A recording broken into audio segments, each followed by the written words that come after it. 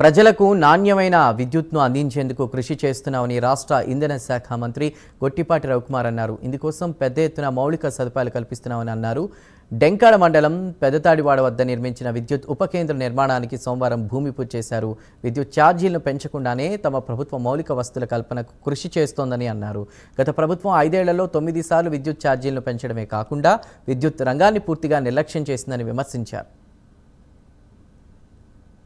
లో వోల్టేజ్ సమస్య ఎప్పుడన్నా చిన్న కరెంటు గాలులు వచ్చినప్పుడు కరెంటు విపరీతంగా ఫ్లక్చుయేషన్స్ జరుగుతున్నాయి. వాటి మీద ప్రత్యేకమైన దృష్టి పెట్టమన్నారు. తప్పకుండా నేను మా సిఎండి గారితో మాట్లాడి రాబోయే రోజుల్లో ఎక్కడ కూడా ఇబ్బంది లేకుండా చేస్తామని చెప్పి కూడా మీకు తెలియజేస్తా ఉన్నాం. అదే కాకుండా ఇప్పుడు కేంద్ర రాష్ట్ర ప్రభుత్వాలు కలిసి సూర్య గారు అనే పథకం తీసుకొచ్చాం. ఎందుకంటే ప్రతి ఒక్కరు కూడా దాన్ని వినియోగించుకోవాలని చెప్పి ముఖ్యమంత్రి గారు కూడా పదే చెప్తా ఉన్నారు. ఇక్కడ ఎస్సీ గారు కూడా ఉన్నారు, అధికారులు అందరూ కూడా ఉన్నారు కాబట్టి చెప్తా ఉన్నాం.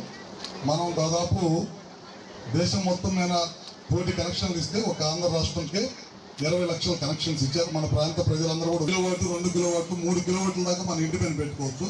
దాదాపు 78,000 రూపాయల పైన మనకి సబ్సిడీ వస్తుందన్నమాట. అది కాకుండా మిగతాదంతా కూడా మా అధికారులు, మా కలెక్టర్ గారు, మా జేసీ గారు ఇక్కడే ఉన్నారు. బ్యాంకర్స్ తోటి, వెండర్స్ తోటి, బెనిఫిషరీస్ తోటి మీరు మీటింగ్లు పెట్టించండి. ఈ కార్యక్రమం ప్రతి ఇళ్ళ పైన మనం చేస్తూ ఉన్నాము.